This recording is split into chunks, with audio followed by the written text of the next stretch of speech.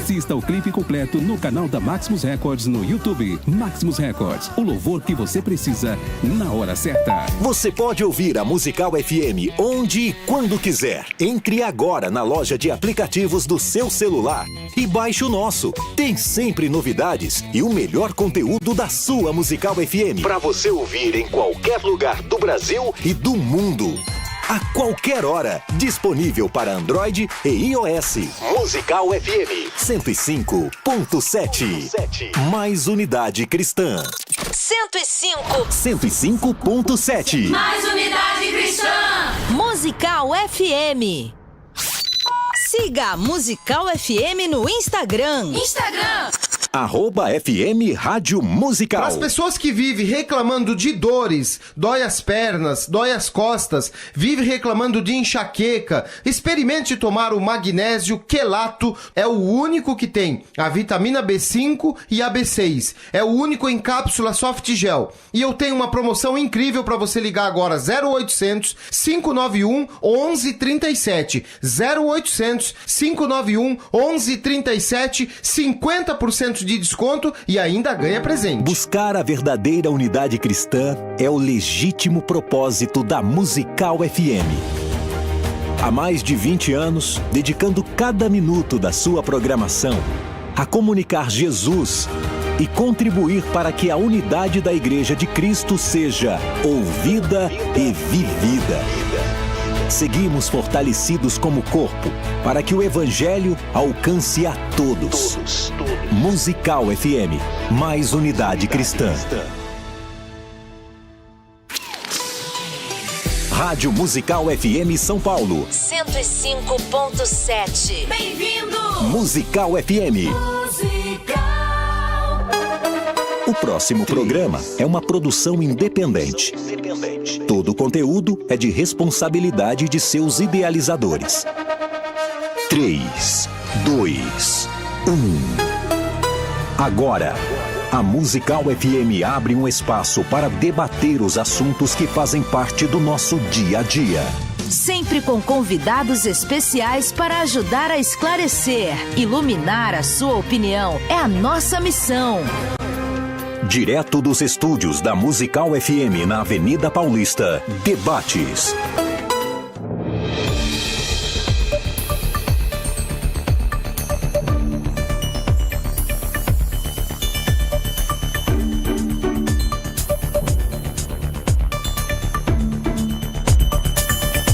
Olá, meus queridos irmãos e amigos, muito bom dia na poderosa paz de nosso Senhor e Salvador Jesus Cristo, general que nunca perdeu uma batalha. Eu sou o pastor Roberto Cruvinel e circunstancialmente hoje estou apresentando esse debate especial através da Musical FM.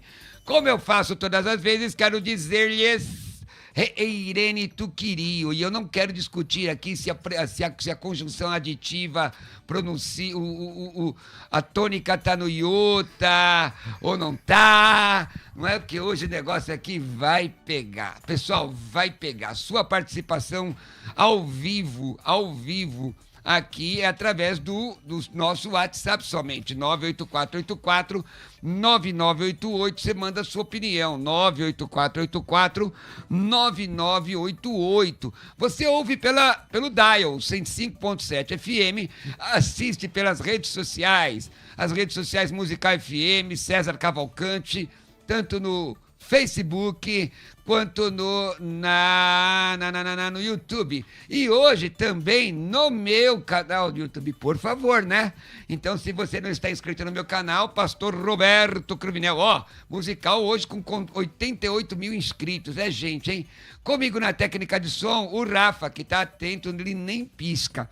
Mas o assunto hoje é escatológico, Dois professores aqui estão para compartilhar ideias e, quem sabe, promover um embate teológico saudável, porque ambos são meus amigos mesmo, de bastante tempo. Eu quero apresentá-los, primeiro dizer o tema. O tema é: a marca da besta é literal? Ei, a marca da besta literal. Vocês lembram da época do Dario Salas, esses escatologistas antigos aí? Alguns deles diziam que a marca da besta era o código de barra, era tanta coisa. Será que é? A marca da besta é literal ou não é? Ou não é? Tem uma enquete no Instagram. Vamos ver, olha, a enquete no Instagram tá lá, vamos lá.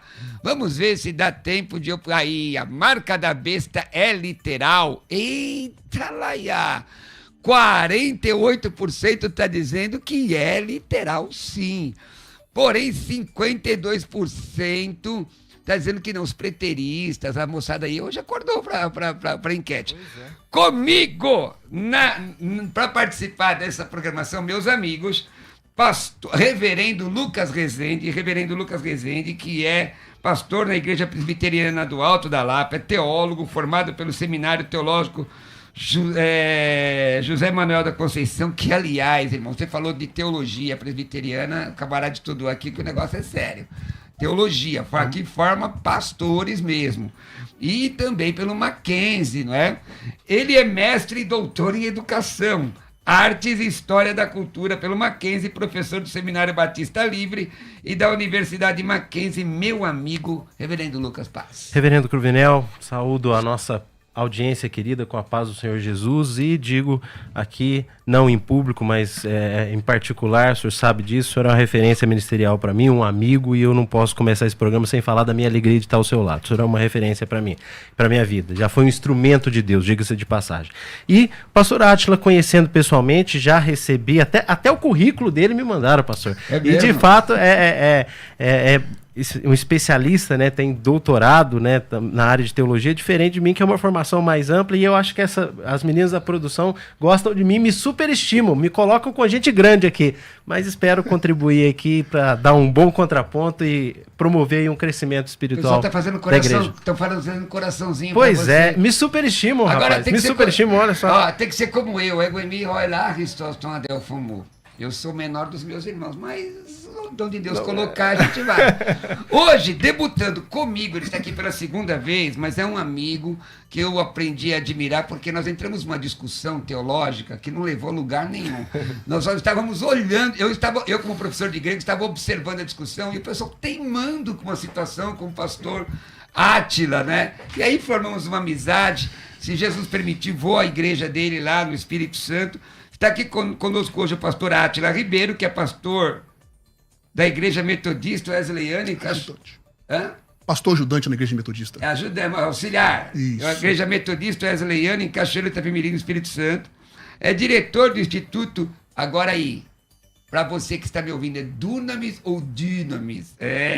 Vice-diretor do Instituto Teológico Logos, também pós-graduando em Teologia Sistemática, doutor honoris causa em Teologia, professor de grego e hebraico, bacharel livre em teologia, estudante de aramaico bíblico, professor de teologia e línguas bíblicas presencial e online em vários estados do Brasil. Meu amigo pastor Átila, seja bem-vindo. Graça e paz, meu nobre mestre, pastor Roberto Cruvinel. Quero fazer minhas palavras ao reverendo Lucas Rezende.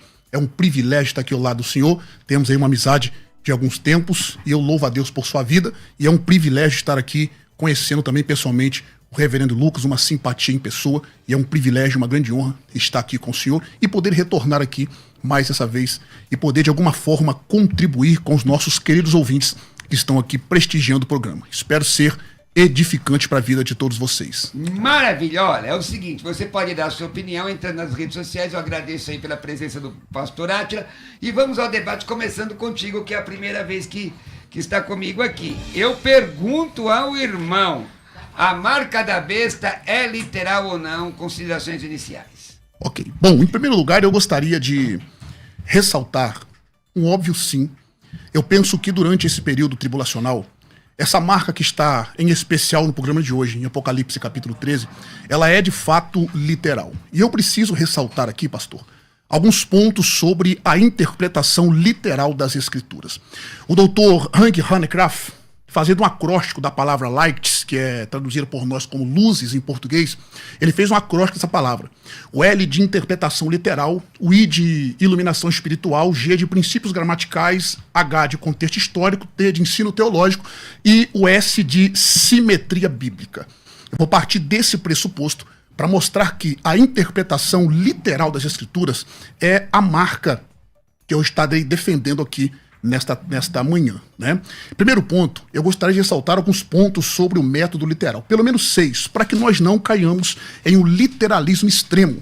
Primeiro ponto, essa maneira é aceita em todas as línguas, povos e nações. Segundo ponto, as Escrituras só fazem sentido, nobre amigo reverendo Lucas, se elas forem interpretadas de forma literal. Terceiro ponto, e talvez importante demais para hoje, é que essa forma de interpretação, ela respeita as parábolas, os sonhos, a simbologia, ou seja, ela respeita o gênero literário do texto.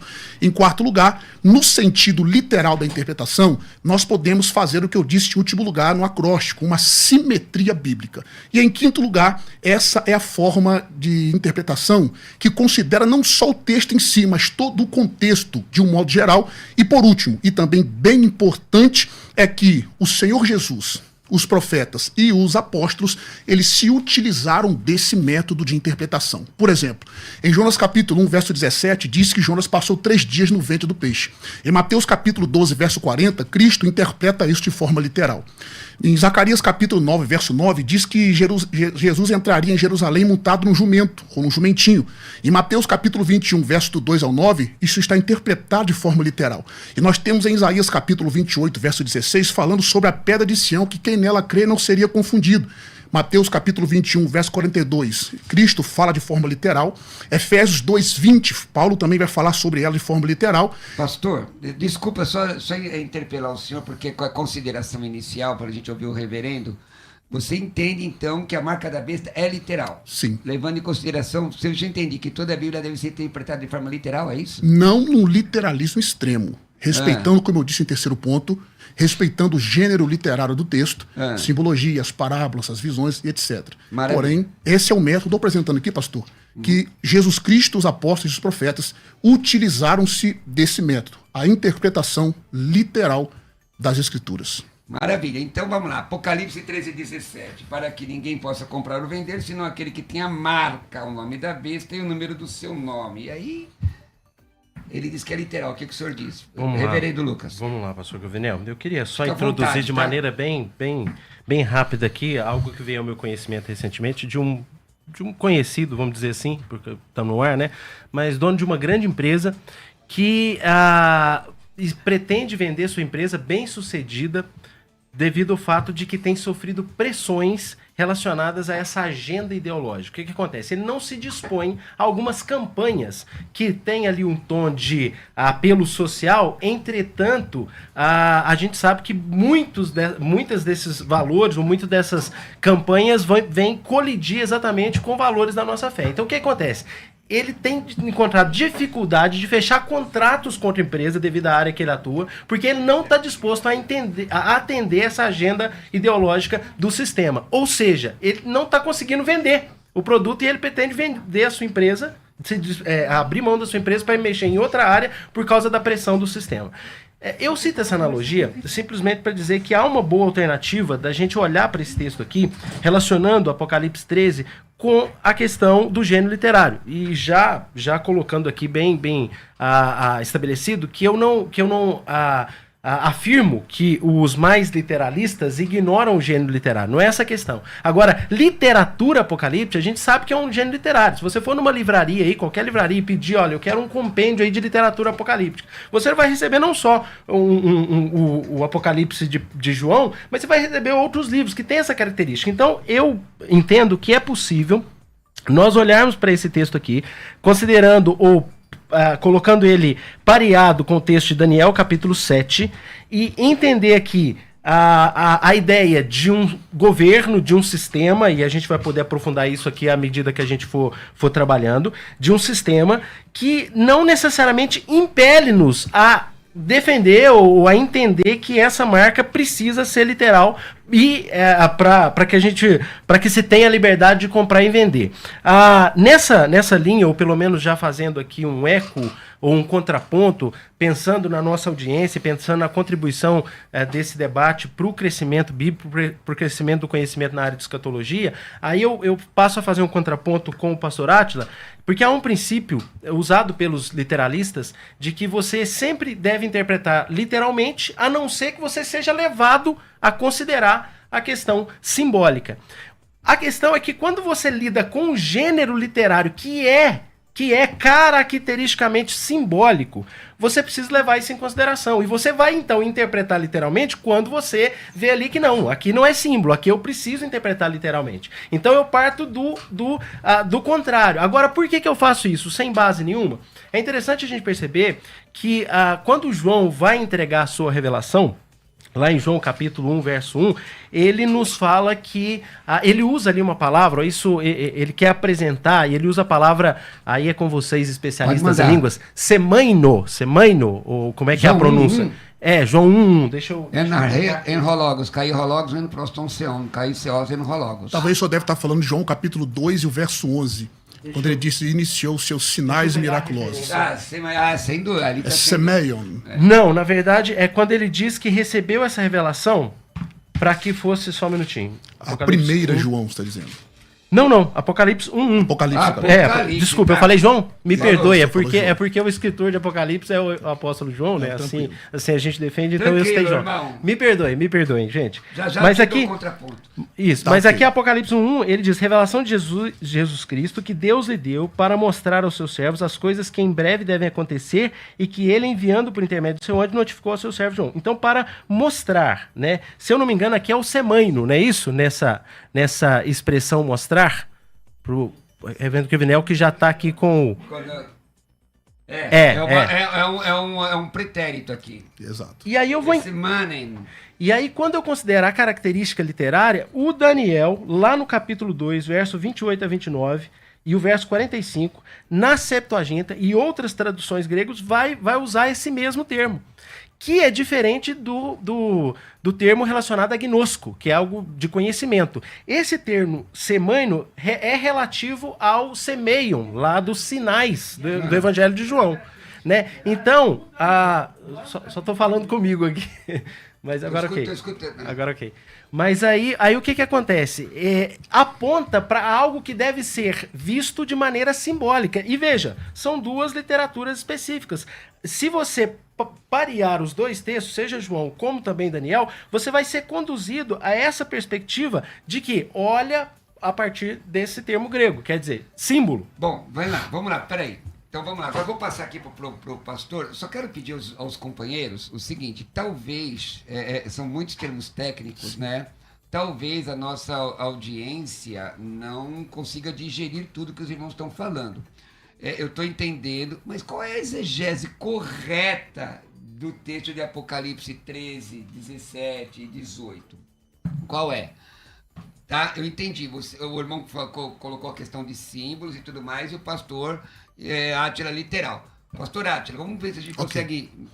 Vamos lá, deixa eu tentar sintetizar. Vou tentar ser o mais simples e objetivo possível e vou tentar não monopolizar o tempo para deixar também o pastor Lucas ficar bem à vontade. Em primeiro lugar, ele disse sobre o anticristo ser um sistema. Ele usou o texto de Daniel, capítulo 7, vou fazer um contraponto aqui. Analisando, por exemplo, Daniel, capítulo 9, do verso 24 ao 27, não é possível deixarmos de interpretar que o anticristo vai ser uma pessoa. Em 2 Tessalonicenses, capítulo 2, a partir do verso de número 1 em diante, concluindo no verso 12, nós vamos mostrar também que é uma pessoa. Em 1 João, capítulo 2 e o verso 18, João usa o artigo definido, o anticristo. Embora ele fale sobre os anticristos, né, ele vai usar ali o artigo definido. E quando nós analisamos, só fazendo o primeiro contraponto, quando nós analisamos o capítulo 12 de Apocalipse, eu já mostrei sobre a literalidade, a interpretação literal. Apocalipse capítulo 12, nós temos ali a mulher sendo perseguida por um dragão. E nós temos várias interpretações, 3 delas eu vou ressaltar. Alguns dizem que aquela mulher é Maria, outros que é a igreja, outros que é Israel. Mas pastor Roberto Cruvinel e reverendo Lucas, dessas 3 interpretações, nós temos uma coisa em comum. Todas essas 3 acreditam que aquele dragão seja o diabo. Acreditam que aquele dragão seja o anticristo. Ok? Seja uma pessoa, seja o mal. Seja o diabo, na verdade. E quando nós vamos terminar Apocalipse capítulo 12, verso de número 17, em algumas Bíblias, o senhor falou sobre exegese, aqui é uma questão de crítica textual. Em algumas Bíblias, traz ali o verso de número 17, parte B, o verbo ali sendo usado na terceira pessoa, os manuscritos mais antigos. O texto Receptus traduziu na primeira pessoa, e eu me pus de pé. Mas os textos mais antigos traduzem esse verbo, pastor Roberto, na terceira pessoa. Ele se pôs de pé, mostrando que o dragão se pôs de pé na praia. Aí nós entramos no capítulo 13, verso 1, e eu vou tornar a dizer, em algumas Bíblias está no verso 1 essa expressão, e algumas está no verso 2. Tanto que a Bíblia judaica completa, reverendo pastor Lucas, traduz o verso capítulo 12, verso 18, como "e o dragão se pôs de pé", mostrando que ali é uma pessoa. Aí no verso 13, nós temos ali, pastor, duas bestas. E a palavra besta, ela aparece no Apocalipse por 46 vezes, agora tentando na área da exegese. Ele citou algumas palavras, representando ali símbolos. Eu não vou monopolizar, mas eu preciso de mais um minutinho só. Nós temos pelo menos, pastor, eu só vou citar por alto, vou passar o tempo pro senhor e retorno depois. Nós temos pelo menos 15 palavras no Novo Testamento grego que significam, que indicam uma comunicação não visual. Eu vou entrar agora na área da exegese. Existem pelo menos 15 palavras e umas delas são sinônimos de outras. Por exemplo, só de forma panorâmica, sem explicar elas, e na minha próxima fala eu vou explicar elas de forma exegética. A primeira palavra é a palavra sissemon, a outra katassei ou katasseion, parássemos, teras, estigma, esfragizo, que é um verbo, a palavra neon é neo, dianel, catanel, neo, essa expressão aqui, ó, onar, enuption. Mas aí são variações. São variações, eu vou explicar elas aqui. Com preposições. Sim. Depois nós temos horacis, horama, rotacia, êxtasis. A palavra agora, importante para nós, é o que nós temos no capítulo 13 e 14, pastor Lucas. O senhor citou, por exemplo, a expressão semeion. Nós temos isso no capítulo 13, versos 13 e 14, sobre os sinais que o anticristo vai fazer. Exato. E no verso de número 16, sobre a expressão charagma. O pastor pronuncia charagma, eu sigo uma outra pronúncia, como ele bem sabe, a expressão charagma. Eu pretendo fazer, na minha próxima fala, uma exegese de fato. E eu já vou deixar aqui um contraponto para o senhor, se o senhor quiser fazer isso. O senhor usou a expressão semeion, né, dizendo que isso significa algo ali nesse sentido simbólico, mas eu queria que o senhor me mostrasse, por exemplo, uma só vez na Bíblia, que a palavra charagma não significa algo literal. Mas já aproveita da tradução, porque não é da área do pastor Lucas, para ser bem honesto. Sim. A questão linguística, não sou especialista. Para ser bem honesto, qual é a palavra específica que você prefere em português? Eu prefiro marca. Em português. Entendeu? Entendi. Agora, eu prefiro marca. Eu coloco a pergunta para você e vou dar a palavra para o reverendo aqui. A pergunta para você pensar. Não acredito que seja. Eu não acredito que seja. Aliás, eu creio que seja comum aqui a ideia do anticristo como literal. É o que eu já ia. Mas a marca é literal? Essa é a questão. Sim. Tá, então vocês estão lendo aí o pessoal colocando as opiniões aí na tela, tá bom? Vamos lá. Fecha no pastor Lucas. Vamos lá. Primeira coisa, eu separei aqui um ponto da construção, né? Porque a gente traz ideias diferentes e a gente tem que pensar no que pode ser construído. Então, em primeiro ponto, o reverendo Átila dedicou um tempo aqui para apontar essa questão da pessoalidade, da personificação do anticristo, e nisso nós não temos problema, reverendo Átila. E foi até bom porque eu falei sobre o sistema, mas é que ele representa um sistema, ele lidera um sistema, digamos assim, mas eu acredito sim na possibilidade da personificação de uma pessoa ali antecedendo a volta de Cristo. Então isso não é um problema para nós, a pessoa literal do anticristo. Esse é o ponto.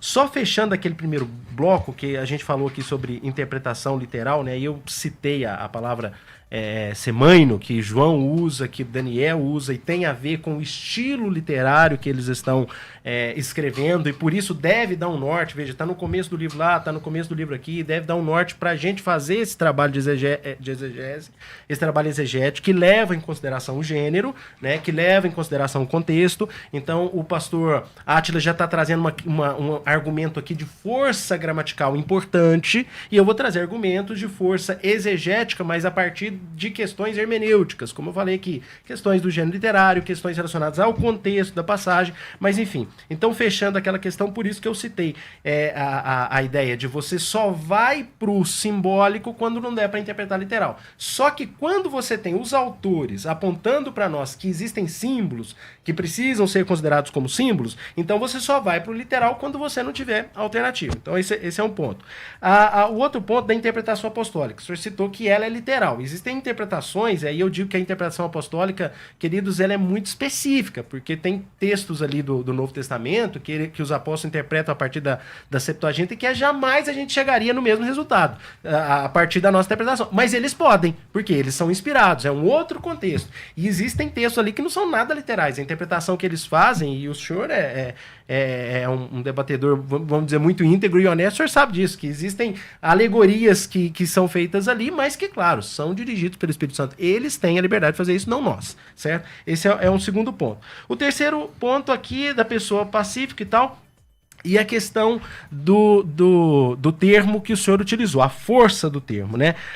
Eu concordo com o senhor, é um termo forte, isso para mim tá ok. Agora, precisamos olhar outras coisas que estão juntas aqui no texto. Por exemplo, essa intencionalidade de João de colocar aqui, logo no versículo seguinte, outros que são selados. E que a gente sabe que não é literal. Aqui, nesse caso, nem usa o termo selado. O termo selado vai ser usado lá no capítulo 7, verso de 3 a 4, referindo-se aos 144 mil que são selados e que depois vão ser citados em outras partes do Apocalipse. E aqui ele vai falar sobre ter o nome escrito na fronte. Então, veja só. Verso 14. Olhei e eis o cordeiro em pé. Desculpe, o verso 1 do capítulo 14. Olhei e eis o cordeiro em pé sobre o monte Sião, e com ele 144 mil, tendo na fronte escrito o seu nome e o nome do seu pai. Eu imagino que o senhor não vai defender a literalidade desse escrito, certo? Tal qual o nome da besta, teoricamente, seria escrito, o seu nome e o seu número, né? Em relação aqui ao texto anterior, à perícope anterior. Pois não, uma pergunta aqui, inclusive, para os senhores, mas começando com o senhor. Existe texto da Bíblia que no mesmo texto tem literal e simbólico. Deixa os mortos, enterrar seus mortos. O 14, não, porque o nosso tema se debruça, e ele fez a pergunta sobre a marca sobre a mão direita e sobre a fronte. De que forma eu consigo interpretar isso aqui de forma simbólica? Porque não é só a palavra marca, mas sobre, eu nem sei como é que está no grego aqui, se é a questão epi, que é sobre, né? Como é que você interpreta? A construção me parece difícil de fugir da literalidade. Para mim. Tá, Só para a gente entender, o senhor... Eu posso continuar. Deixa só ele terminar e o senhor... Perfeito. Tá, a própria besta tem nas suas cabeças, veja, sobre as cabeças, o nome de blasfêmias. Está lá no verso de número 1. Qual que é o termo grego que é utilizado aqui no versículo 1 do capítulo 13? Pega aí, pastor. Versículo 1 do capítulo 13. Peraí que eu estava abrindo aqui. Dê uma olhadinha para mim, pastor. Versículo 1 do capítulo 13, vamos lá. Pelo que eu estou olhando aqui no texto, na tradução, não tem o verbo que demonstra como é que esse nome está marcado. Entretanto, diz que o nome de blasfêmias está na cabeça da besta. A questão é, como marca, como grafado, eu não sei. A expressão ali, pastor Lucas, não tem o termo símbolo. O verbo. A expressão ali indica. É onômata. Exato. Onômata, que é o nome. Exato. Então, é o que eu estou dizendo. Não tem aqui o verbo que indica como é que isso está ali. Se é uma marca, se é uma grafia. O que eu estou dizendo?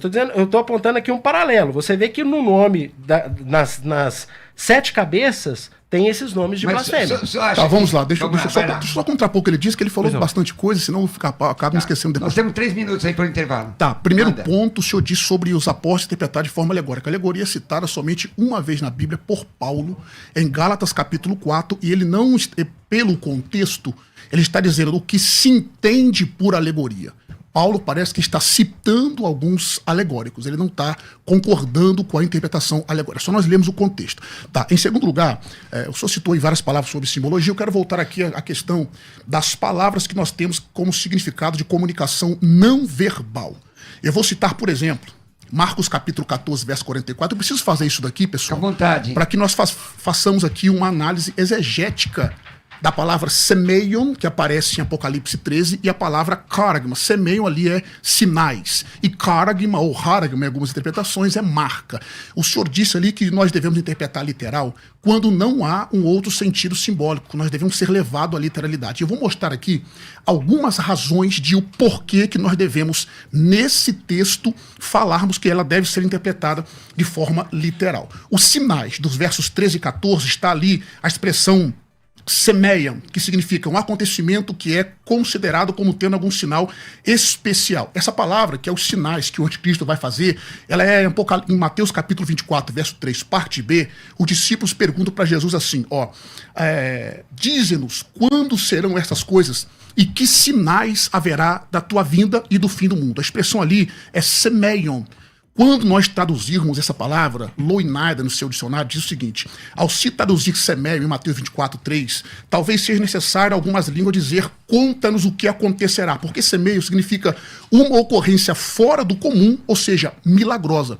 Isso aparece, pastor, rapidinho, em João capítulo 2, verso 23, em João capítulo 2, verso 11, falando dos milagres que Jesus fez. Tanto que John Stott diz que o evangelho de João é o evangelho da paixão e dos sinais. É a polissemia lexical isso aí. Exatamente, polissemia lexical. Se João quisesse falar, essa palavra, por exemplo, pastor, ela ocorre 77 vezes no Novo Testamento. A King James versão, KJV, ela traduz por sinal 50 vezes de forma correta e incorreta de forma a significar milagres, 23 vezes. Agora, em Apocalipse 13 é traduzido por maravilha, a palavra sinais, no verso 13, e no capítulo 12, verso 3, a mesma coisa. Agora, a palavra em pauta que nós estamos aqui é a palavra sinal. Isso eu disse sobre a preposição ali, é epi mesmo. Exatamente. Sobre a palavra marca, né? Isso. Agora, epi é uma preposição que é clara, concreta. Exatamente, exatamente. Eu vou tocar nesse ponto. Isso aqui, eu acredito que o senhor segue o método gramático histórico. O senhor tem 30 segundos para a gente entrar no intervalo. Tá bom. Então nós temos aqui a palavra charagma, que nós não podemos dizer que é simbólica. Por quê? João usa a palavra sinais para o que o anticristo está fazendo, o termo semeion. E aqui ele usa a palavra charagma. Por que não pode significar algo simbólico? Porque o anticristo, ele não é onipresente, onisciente e onipotente como nosso Deus.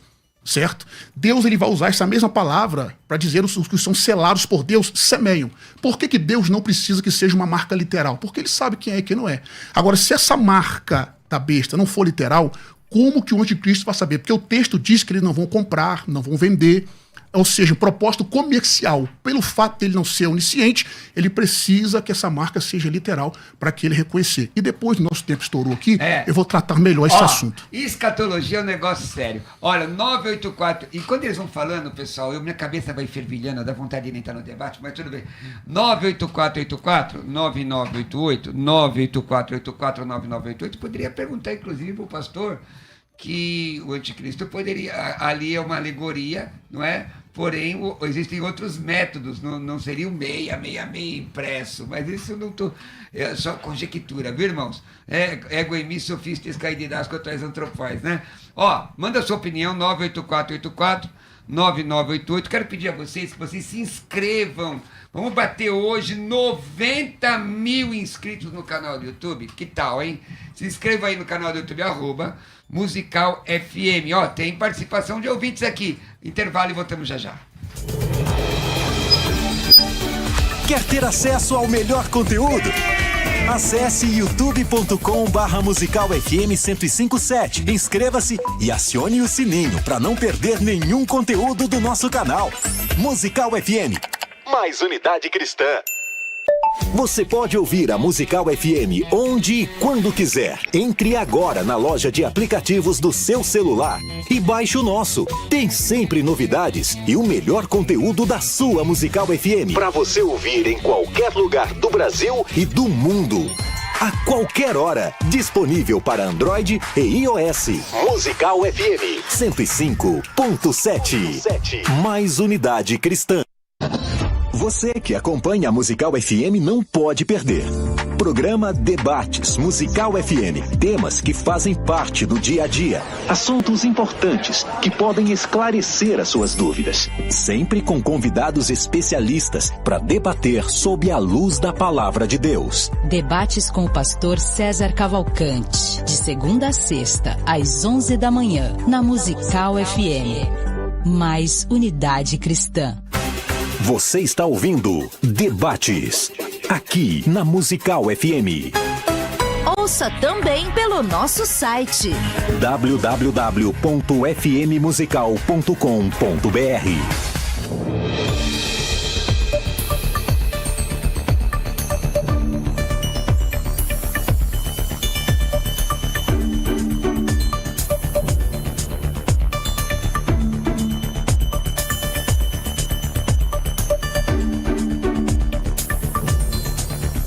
Estamos de volta com o programa de debates da Rádio Musical FM e dá uma olhada aqui, que está na minha mão aqui, o material didático da Faculdade Teológica Bethesda, que é lindo além de tudo mais, né? Então você tem aqui o curso fundamental, aqui são 18 meses de curso, você tem aqui o curso intermediário, que são mais 12 meses de curso, fazendo 2 anos e meio, e você tem aqui o curso avançado em teologia, mais 1 ano e meio de curso, fazendo 4 anos de formação. Todos esses 3 materiais inclusos, tá? Não tem que comprar material à parte, não. Todos esses 3 materiais vão chegar na sua casa, numa caixa bonitona, com o nome da FTB, no teu nome, com a descrição lá no teu nome, seu endereço. Olha aí que vai chegar na sua casa, essa caixa da Faculdade Bethesda. Aí chegar, tá vendo lá, ó, seu curso chegou, tá vendo lá? E aí os parabéns, né, para essa nova jornada, não sei o que lá, e aí você vai receber esses 3 materiais, nível fundamental, depois nível intermediário, depois nível avançado em teologia. Todo esse material chega numa única caixa, no mesmo dia, já chega para você. E olha, dependendo do local, chega ainda essa semana, tá? Dependendo do lugar, chega ainda essa semana. Pastor, como que funciona o curso de teologia da FTB? A mensalidade é R$199, eu sei que parece piada, isso que eu tô falando, é R$199 por mês, tá? São 48 meses, faça a conta aí quanto dá. Ao invés de você pagar por 48 meses, a gente faz o seguinte: 48 meses são 4 anos. 3 anos você não precisa pagar. Você paga só o primeiro. Você paga 12 parcelas. E o valor? R$199. Então a mensalidade é R$199. E aí você tenta lembrar aí se tem algum curso de qualquer coisa, de inglês, de não sei o que lá, que você faz estudando e que você paga menos do que você estuda. Geralmente a gente paga para entrar, paga matrícula, paga rematrícula nas férias. Quem tem filho em idade escolar sabe disso. Tô me dando um ataque de tosse aqui. Paga rematrícula nas férias, mas na FTB, não. Não tem rematrícula, não tem que pagar a entrada, não tem que pagar um mês adiantado para começar, não tem que comprar livros, não tem que comprar material didático. Olha, só de material didático são 56 matérias. 56 matérias. Se cada matéria, sei lá, vamos pensar assim, ó, cada matéria dá 56, custasse R$50, já dá quase R$3.000. Oh, meu Deus. Então, fica a dica aí pra você. Vou ter que parar. Coloca o telefone aí, Rafa. 990076844. Um chá pra mim. Vamos ver se melhora. Acho que não. 990076844.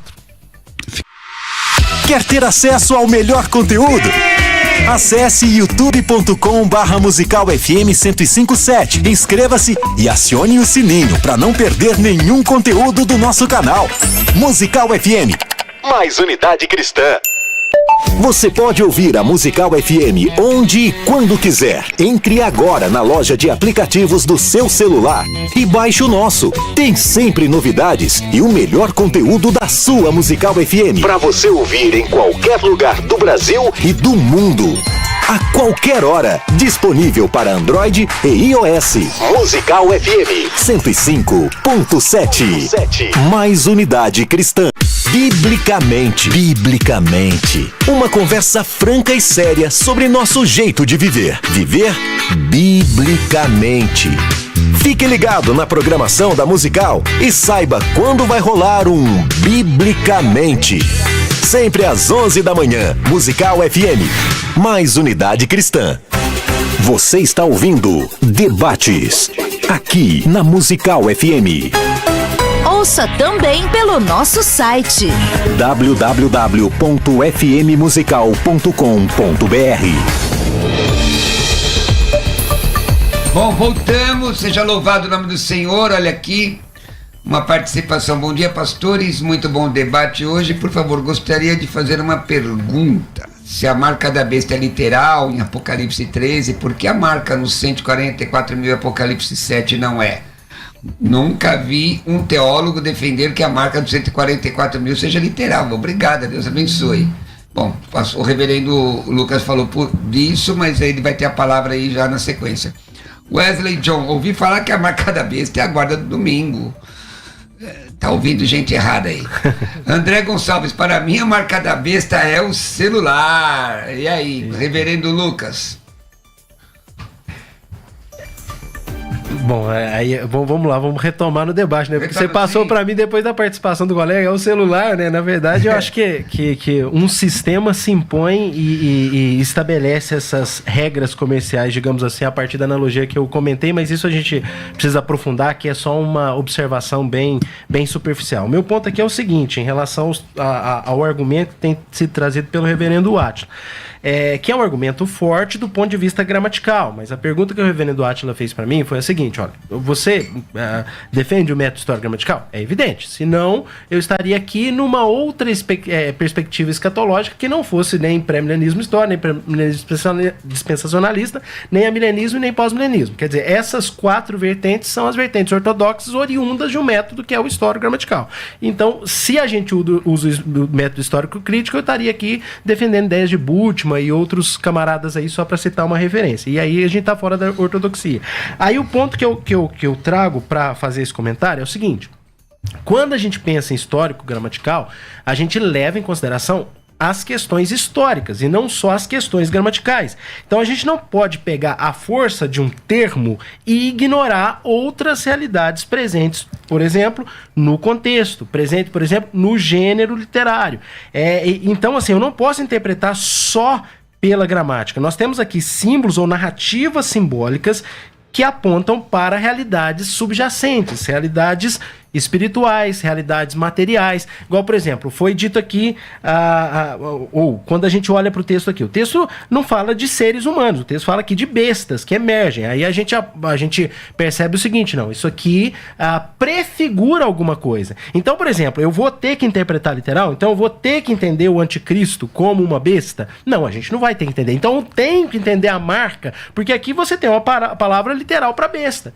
Então, e que se encaixa bem na narrativa de Daniel. Se você for perceber, existem características muito comuns da visão de Daniel, capítulo 7, com a descrição que João faz. Por quê? Porque é característica do gênero literário. Eu não posso ignorar esse gênero. Como eu também não posso ignorar o contexto. Então, quando eu olho aqui, por exemplo, essa besta que emerge do mar recebe a autoridade de quem? Do dragão.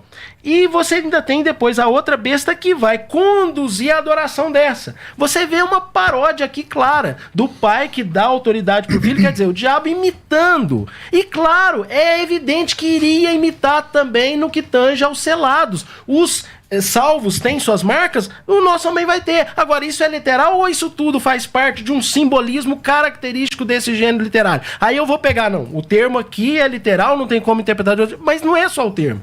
O histórico gramatical deve levar em consideração todas as questões que eu estou trazendo. Será que realmente não é intencional?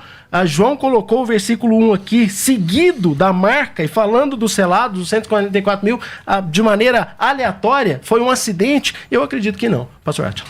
Ok. Bom, eu vou fazer 3 coisas aqui, pastor. Primeiro eu vou explicar ao pastor Lucas, né? Ele disse sobre o método histórico gramatical. Então aqui, no meu ponto de vista e com respeito à sua pessoa, é um checkmate. Por quê?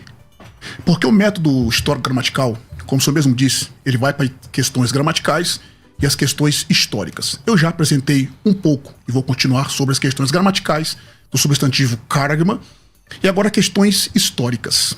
Eu vou fazer, obviamente, um paralelo. A expressão, nós vamos ler, por exemplo, em 3 Macabeus, capítulo 2, verso 29, trazendo aqui, queridos, um argumento histórico, dizendo que nós temos que Ptolomeu Filopater, mais ou menos no ano 217 a.C., ele ordenou que os judeus de Alexandria fossem marcados com a insígnia da folha da era do deus Dionísio. Isso forma um paralelo importantíssimo. Naquele contexto também, o imperador que estava na época, Domiciano, ele também ordenou com que os seus súditos marcassem-se com uma marca para que eles não pudessem entrar nos mercados. Precisava apresentar essa marca. Questões históricas, só simplesmente. E o ouvinte parece que fez uma pergunta seguinte: por que no capítulo X, quando Deus sela, não é literal? E por que o anticristo tem que ser literal? Isso é muito simples, pessoal. Muito simples. Deus, ele é onisciente, onipresente e onipotente. O anticristo, não. A besta, não. O termo besta, que aparece cerca de 46 vezes no Apocalipse, referindo-se de fato a uma pessoa, mostra que ele não é onisciente, onipotente e onipresente. Vamos supor, pastor Lucas, que eu estou chegando no mercado na época da tribulação. Eu creio que nós não vamos estar aqui na tribulação, mas isso é um outro assunto. Eu chego no supermercado e digo: não, eu sou adepto ao sistema do anticristo, porque eu vou mostrar aqui que essa expressão karagma, ela é, de acordo com Loinaida, no seu dicionário, ele diz o seguinte: a maneira mais satisfatória de indicar o relacionamento entre marca e besta é dizer uma marca, abre aspas, ele diz, dizer uma marca indicando o relacionamento que se tem com a besta, ou, abre aspas de novo, uma marca de lealdade à besta, ou ainda, outra aspas, uma marca do partido da besta. Ok? Aí eu chego lá e digo assim: eu sou do partido da besta. Ele diz: cadê a sua marca? Não, eu sirvo a besta. Eu sirvo ao anticristo. Como que ele vai saber se isso é verdade ou não? Por isso precisa ser literal. Ele não é onisciente, onipotente e onipresente. Agora, sobre a questão do karagma, que eu me responder a questão gramatical que o pastor Lucas pediu, nós temos aqui essa expressão, o texto grego. Eu não vou ler o texto grego para não ficar um pouco injusto com o reverendo pastor. Eu vou ler aqui. Não tem problema. Então tá. É só você explicar para a audiência, porque não é só eu. É só você ler o texto grego e apontar. Ok, então eu vou citar só o termo para ser até um pouco mais prolixo, para não ser muito prolixo. Só fazendo a colocação. Reverendo Lucas é um homem extremamente competente em teologia. Sem dúvida. Cada um no seu quadrado. Sem dúvida. Ele é extremamente competente em teologia. Fica tranquilo. Eu espero que ele não se tenha sentido ofendido pelo que eu disse, pelo amor de Deus. Não, eu não sou linguista. Qualquer coisa aqui, no meu parco conhecimento, eu faço... Pronto, só dá uma ajuda pra ele. Não. Tô brincando. Vamos lá. A palavra interpretando karagma, então, tá? Um estudioso chamado Sincox, eu fiz aqui um apúdio citado por comentário Bican. Ele diz o seguinte: a marca de fogo referente a karagma, a marca de fogo colocada nos escravos para identificá-los. Devotos pagãos às vezes recebiam esse tipo de sinal, marcando-os como a propriedade do seu deus. O outro estudioso chamado Rist, ele diz o seguinte: é o termo técnico para carimbo imperial em documentos oficiais. Loinaida diz o seguinte: uma marca significativa, que tanto pode ser um entalhe, algo impresso ou um tipo de pirogravura. Um dicionário muito simples que nós temos é o Strong. Strong diz o seguinte: uma gravação ou marca, isto é, um sinal, marca de servidão, ou uma figura esculpida, como imagem ou ídolos. E essa expressão, pastor, partindo do princípio gramatical, ela é o substantivo do verbo karasso. E essa palavra, ela aparece em Atos capítulo 17, verso 20. Por isso que eu disse para o senhor apresentar um termo onde essa palavra significa simbólico. Rapidinho, só para concluir. Claro. Em Atos 17, 29, tá assim, ó: sendo nós, pois, geração de Deus, não havemos de cuidar que a divindade seja semelhante ao ouro, à prata ou à pedra esculpida. A expressão aqui é um substantivo, no caso dativo, que é karagmate. Então nós temos ali, e essa expressão, eu concluo, é sinônimo de estigma. A quinta palavra que eu citei aqui naquela sequência de mais de 14. É algo na superfície de um objeto, como, por exemplo, uma linha, mancha ou cicatriz sem um formato especial e também sinônimo de fraqueza. Eu acho. Nós estamos caminhando já para o final e eu não quero aqui tolher o tempo de ninguém. Acho que deu para entender a questão da marca? Deu. Ficou? Se o ouvinte não entendeu, enaltecendo a competência do Reverendo Duarte, se o ouvinte não entendeu a força do argumento gramatical, não tem como fazer entendido mais. Então, quer dizer, o argumento, ok, é forte, mas você disse que assim, é o ponto, porque aqui eu fui buscar as questões históricas. Não! Você buscou as questões históricas relacionadas ao termo. Aqui eu não estou falando de questões históricas relacionadas à gramática. Esse é o meu ponto. Quando esse autor, no seu ponto histórico, escreve dentro de um gênero literário histórico que é característico daquela época, o que acontece? Ele escreve o vocabulário do seu tempo. Então, o que acontece? A narrativa é simbólica e ele usa aquele vocabulário do seu tempo. O ponto, vamos dizer assim, para ser, como o senhor falou no início da sua abordagem, para solucionar, para matar o debate, acabou. Agora eu não tenho argumento, era se a narrativa fosse histórica. O que eu iria falar? Se eu tivesse aqui, por exemplo, quando aparece o termo lá em livro de Atos, o que eu vou falar? Eu não tenho o que falar. Como é que eu vou argumentar? Agora não é isso que eu estou dizendo. Eu estou dizendo que o autor se situa numa temporalidade histórica com as características próprias dessa temporalidade histórica. Eu não espero que ele use termos que não são característicos do seu tempo.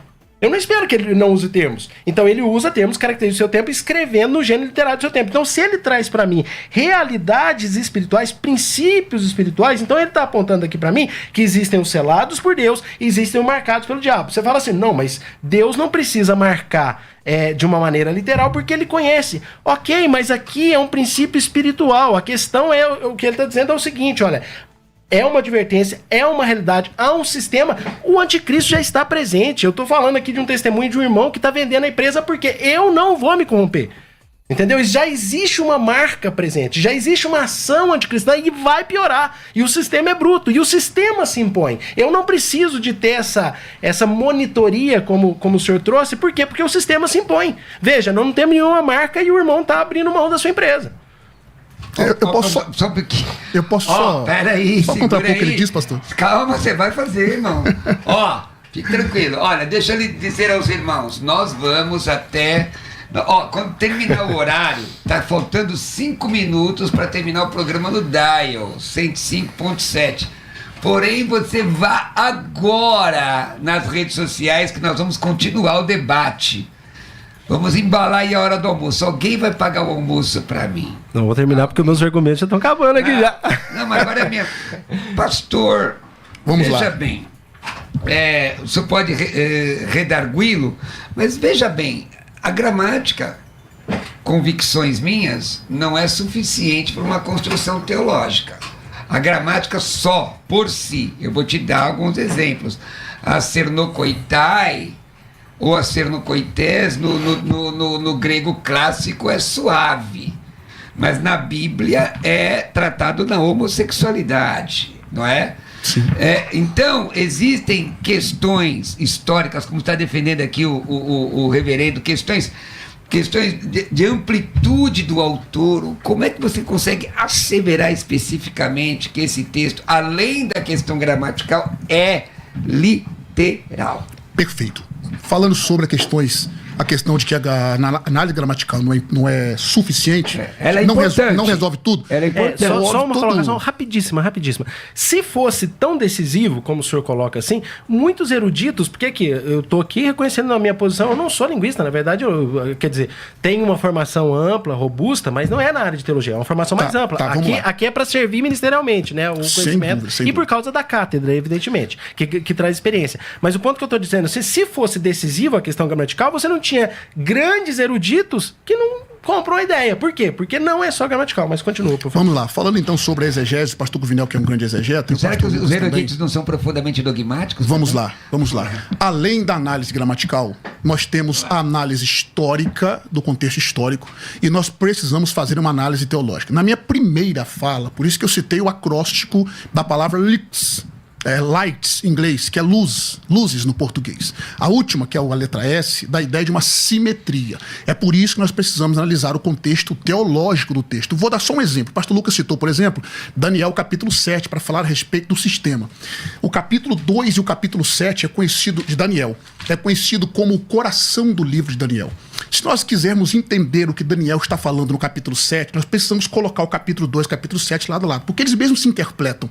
Por exemplo, no capítulo 2, Nabucodonosor tem um sonho daquela estátua, cabeça de ouro, peito de prata, ventre de bronze, perna de ferro e barro. Ele vai ter aquele sonho que a pedra vem voando e eu vou ganhar tempo. E no capítulo 7, Daniel tem a visão de 4 animais.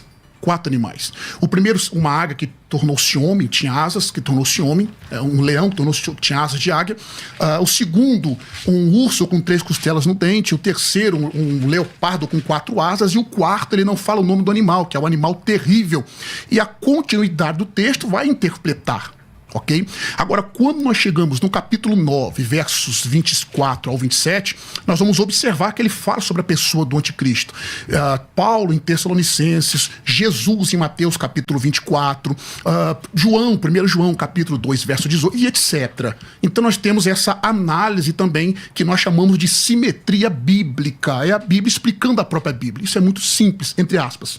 Muito simples, entre aspas. Agora, falando sobre o método histórico-crítico, histórico-gramatical, crítico, parte do liberalismo, exatamente contra as interpretações alegóricas espiritualistas que tinham no período medieval, é que os vultos, e eu digo vultos aqui com todo respeito, né, os vultos no bom sentido da palavra, surgiram na época da Reforma Protestante, o método histórico-gramatical.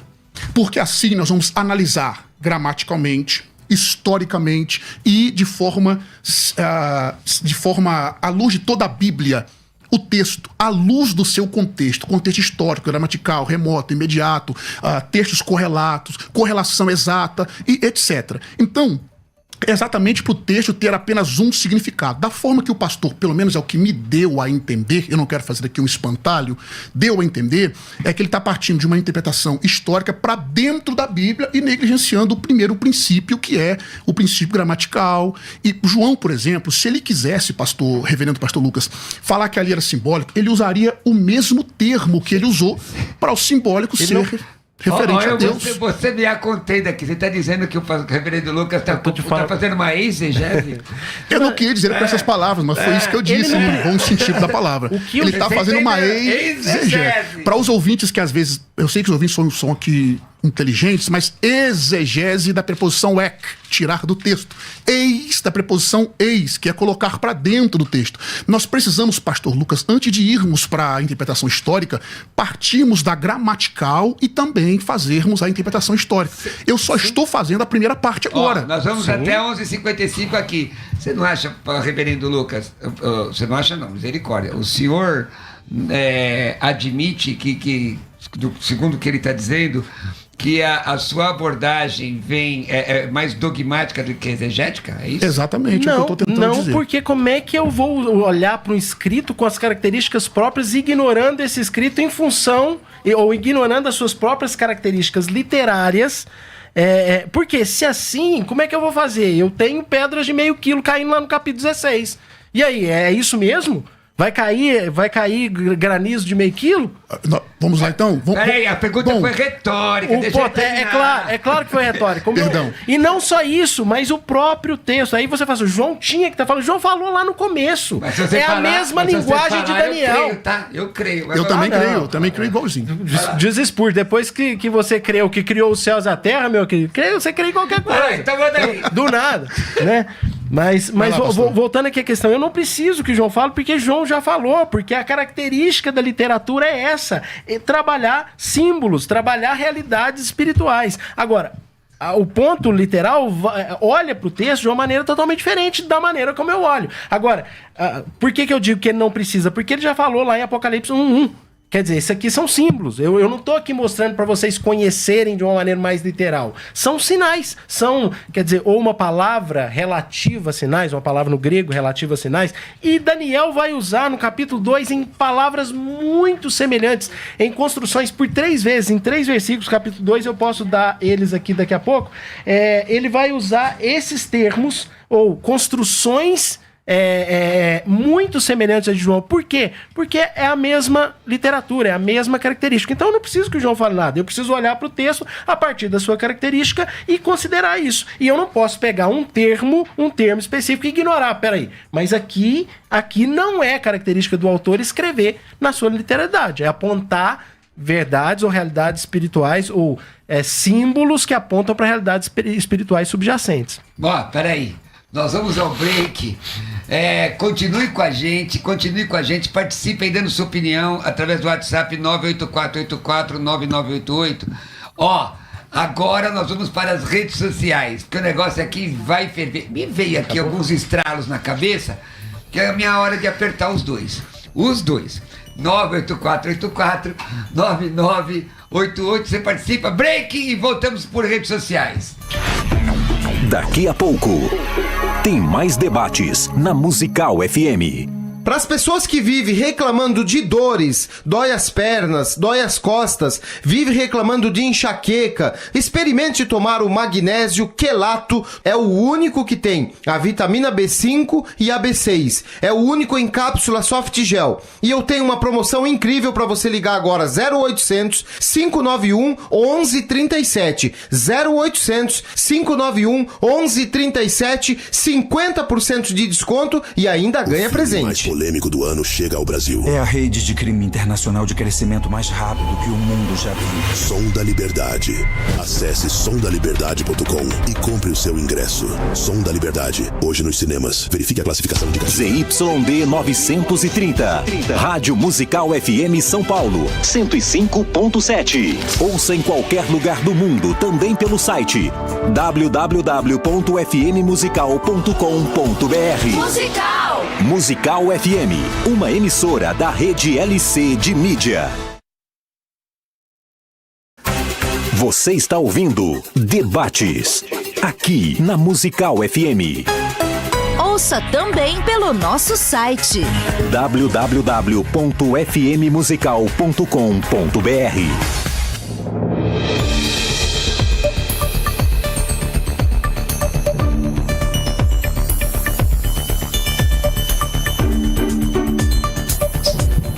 Ai, meu papai do céu, quem tá fazendo a exegese?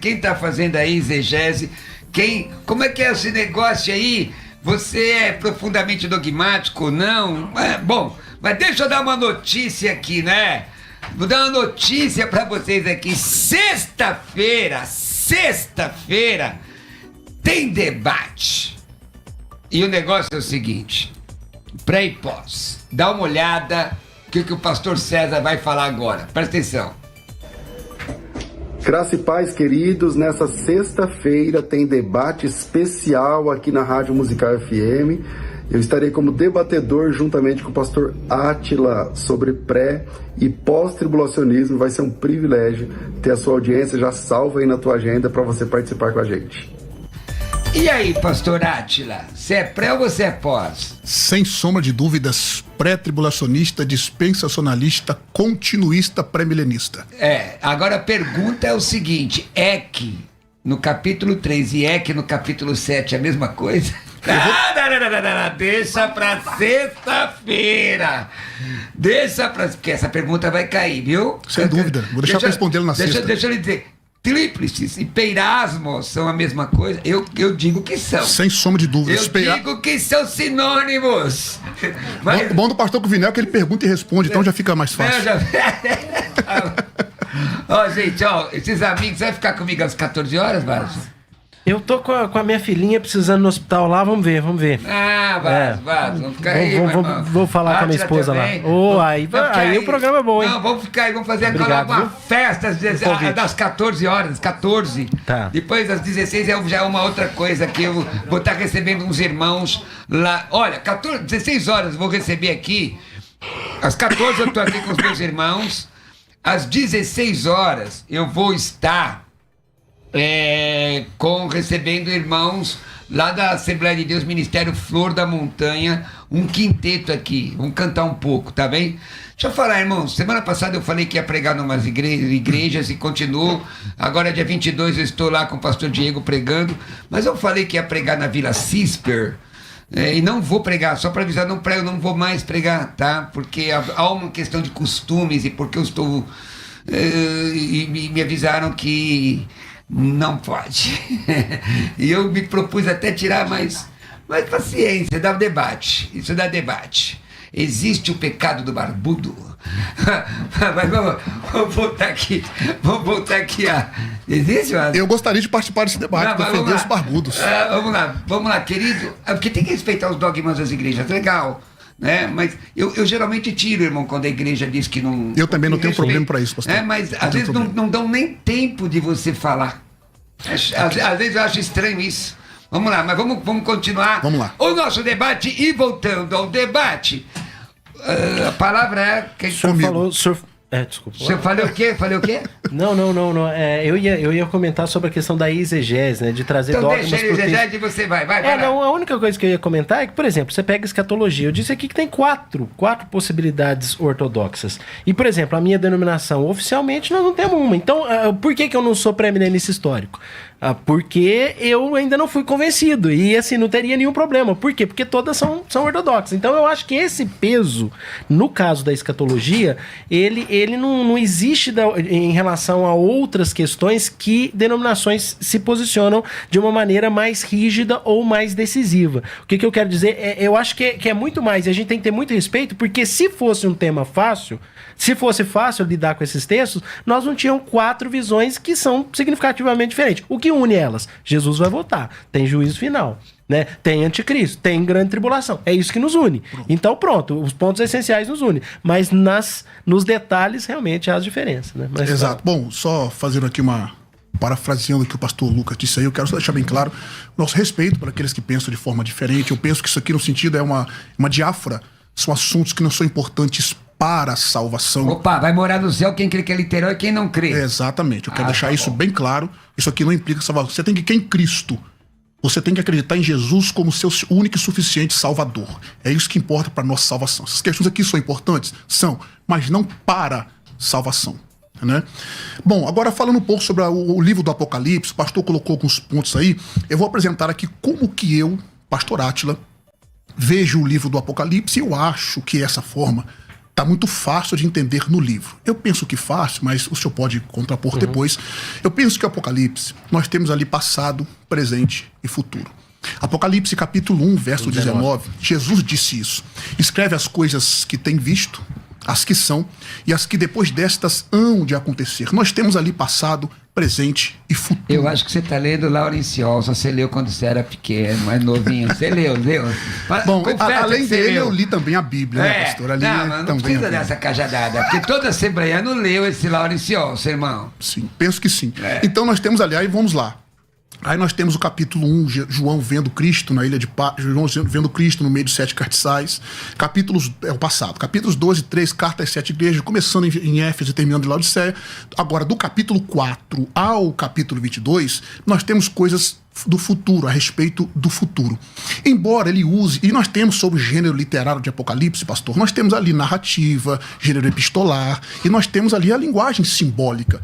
Por exemplo, no capítulo 4, João vê alguns símbolos, fala de alguns símbolos, mas não deixa de ser pessoas. No capítulo 5, por exemplo, Cristo é chamado de o Cordeiro e o Leão ao mesmo tempo. Ele é apresentado pelo ancião no verso 5 como leão, e apresenta-se no meio dos 4 seres viventes, no meio do trono, como um cordeiro, mas ele não deixa de ser uma pessoa literal pelo fato dessa simbologia. Chegamos pulando rapidinho o capítulo 6, que abre o primeiro selo em diante. Chegando no capítulo 12, nós vamos encontrar um dragão perseguindo a mulher e, dependendo da interpretação, o dragão, de fato, é o diabo, que não deixa de ser uma pessoa. Aí, quando nós chegamos no capítulo 13, nós temos uma tríade satânica. Eu não gosto, pastor Roberto e pastor Lucas, de chamar de trindade, porque aqui não é trindade. Perfeito. Aqui é uma tríade satânica. Trindade, somente o Pai, o Filho e o Espírito Santo pode se chamar de trindade, porque eles compartilham da mesma essência, embora sejam pessoas diferentes. Mas não é o tema do debate aqui. Aí nós temos ali, queridos, isso aqui é importante para entendermos sobre a marca da besta.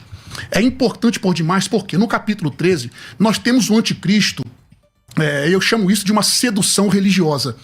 Ele está seduzindo com seus sinais, prodígios ali, seus sinais, as pessoas a adorá-lo. Isso é uma sedução religiosa, correto? Aí, na parte do verso 16, 17 e 18, há uma sedução comercial. Por que eu queria responder ao pastor? Ele está dizendo que ali representa a adoração. Isso, logo de cara. Exato, eu vou dizer agora. Por que essa marca é literal? Porque se fosse somente uma sedução religiosa, olha o que está escrito na Bíblia. Apocalipse, capítulo 20, eu queria que o senhor conferisse, se eu puder. Capítulo 20, verso 4. Eu disse que nós temos uma sedução religiosa, pelos milagres que ele está fazendo, e uma sedução comercial. Observe só um dos textos que eu vou citar, e pretendo citar outros aqui dentro do livro para expor. Capítulo 20, verso 4. E vi tronos, e assentaram-se sobre eles aqueles a quem foi dado poder de julgar. E vi as almas daqueles que foram degolados pelo testemunho de Jesus e pela palavra de Deus, e que não adoraram a besta, nem a sua imagem. E, conjunção aditiva. Pastor, desculpa, o senhor já termina a sua linha de raciocínio e já embala para as considerações finais. Exato. Por causa do horário, pois hoje fecha as considerações finais contigo. Então observe que não pode ser somente no sentido espiritual, porque já foi uma sedução religiosa. E essas aqui, não adoraram a besta nem a sua imagem e não receberam o sinal na testa nem na mão. Ou seja, não adoraram nem receberam o sinal. Então nós temos duas coisas diferentes aqui, mostrando que lá não pode ser simbólico.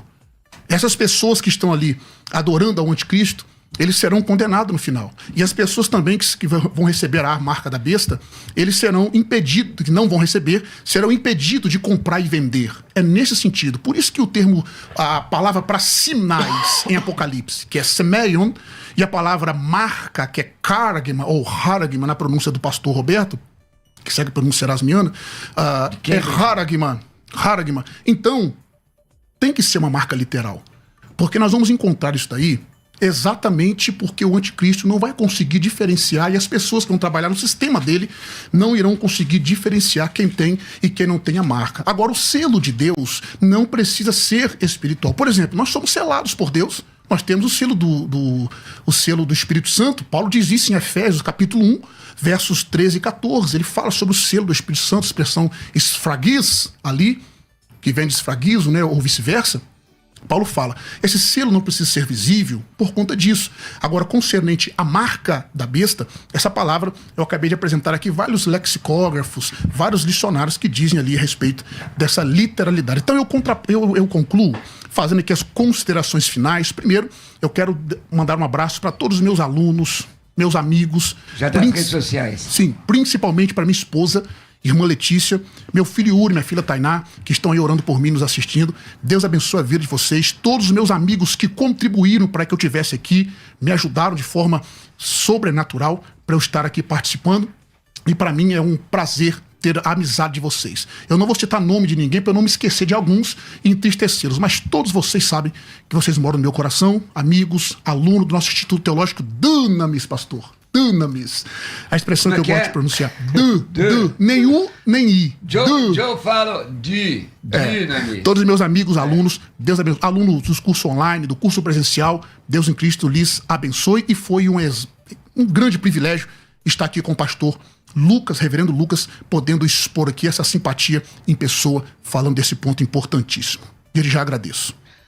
Você já falou suas redes sociais? Opa, minhas redes sociais, você que não é inscrito ainda no meu canal do YouTube, Átila Ribeiro Oficial. Tem lá nossas participações em vários debates, tem também nossos vídeos falando sobre questões teológicas, pregações, etc. Nosso Instagram também, PR Átila Ribeiro OFC. Siga-nos lá no nosso perfil do Instagram. Eu posso apresentar meu livro Escatologia, pastor? À vontade. Opa, eu tenho aqui um livro, esse aqui eu trouxe para o senhor de presente, tá, pastor? Opa, obrigado. Eu tenho aqui meu livro Escatologia, eu faço um panorama de todas as 8 doutrinas dentro da escatologia. Faço um panorama sobre as 8 doutrinas e de forma bem específica, e está saindo o segundo já que eu falo de forma mais detalhada. Você que não adquiriu, tá aí na tela para você ver. Vai ser um privilégio ter você aí lendo nossa literatura. Volta a palavra para o pastor. Obrigado, pastor Átila, pela sua presença. Pastor, fica à vontade. Agora o senhor tem pelo menos o que eu ia te perguntar. 6 minutinhos. 6 minutinhos? Então vamos lá. Vamos dar um geral aqui.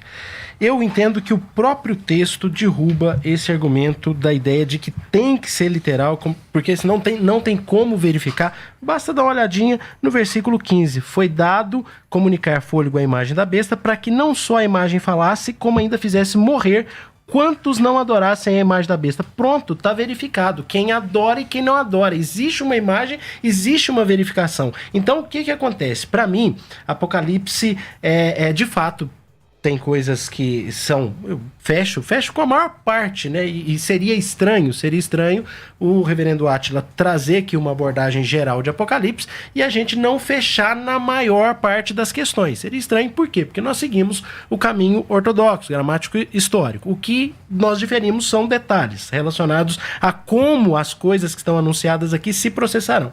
Então, para mim, Apocalipse nos traz símbolos de realidades espirituais, tal qual aqui no texto do capítulo 13, que está dentro de uma visão, né, que se inicia no capítulo 12 e que vai se discorrendo até o capítulo de número 15, quando se inicia uma nova visão de João.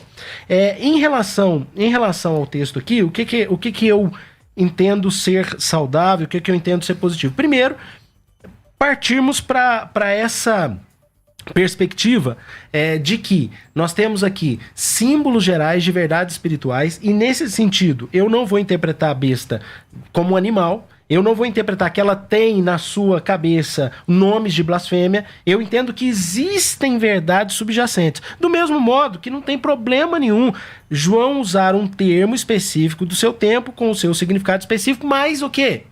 Dentro de uma narrativa simbólica. Ou seja, eu não vou ignorar que a narrativa é simbólica.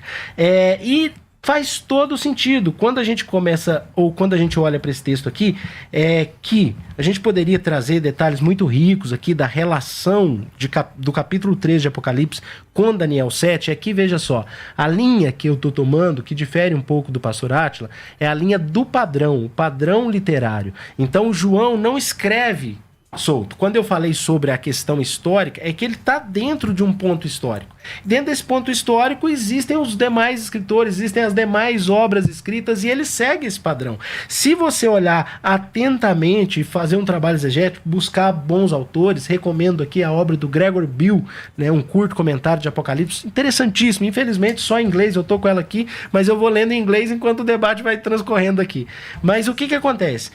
Você vai ter a possibilidade de entender, de perceber que esses animais, ou que Daniel fala lá no seu capítulo 7, eles estão ligados às cabeças dessa besta aqui, e os 10 chifres ligados àquele ser, né, que ele não consegue nem descrever, aquele animal bizonho lá de Daniel 7. Então, o que ele diz lá no texto? Reis. O próprio texto nos dá a interpretação, ou seja, um governo, um sistema. Agora, o que eu quero, para terminar, chamar muita atenção aqui de vocês, é exatamente esse padrão. Veja, João não está escrevendo de maneira aleatória, ele segue um padrão e está muito aqui alicerçado em Daniel, e você percebe que aqui não são 2 personagens. Não é a besta que emerge do mar e a besta que emerge da terra. Você tem 3 personagens. Você tem o dragão, que já está muito bem trazido pelo reverendo Átila no contexto do capítulo 2, infligindo perseguição sobre a igreja. Aqui no final do capítulo 2 você já vê que ele se pôs em pé sobre a areia do mar. E aqui a besta emerge do mar. Veja, uma coisa está ligada à outra. Algumas versões trazem junto. Então você vê a manifestação do dragão, que dá autoridade para a besta. Nos lembra o quê? O pai que dá autoridade para o filho. E você tem um falso profeta que conduz a adoração da besta.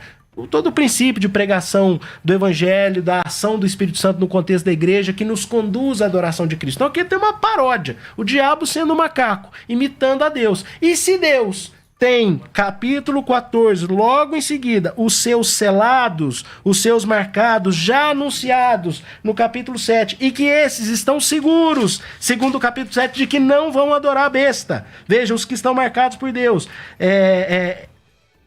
Veja só, não danifiqueis a terra, então ouvi o número dos que foram selados, verso 4, que eram 144 mil, que foram selados das 12 tribos. Esses estão, verso 1, conservados seguros dos 4 ventos da terra. Esses não vão adorar a besta, os que estão marcados por Deus. Do mesmo modo que Deus tem os seus marcados, é claro que nessa paródia aqui, que vai terminar evidentemente não com 777, e a gente, poxa, dava um debate só do 666. Porque ele tem... Eu nem quis entrar nas questões dava um debate só do 666. Eu nem quis entrar na gematria. Só para dizer... Dava um debate só do 666. Só para nos anuviar, a tipologia bíblica diz que o 6 é o número do homem. Quer dizer, ele tenta ser 7 e nunca consegue. Exatamente. Criado no 6º dia e só encontra descanso Vai lá, irmão. em Deus, né? No 7º dia. Agora, seriam imperfeitos se não tivesse o 7º dia de descanso. O ponto é o seguinte, e faz todo sentido aqui, porque ela emerge do mar, e lá no capítulo 17, a meretriz está sentada sobre as águas, que significa povos, nações, línguas, ou seja, é muita harmonia.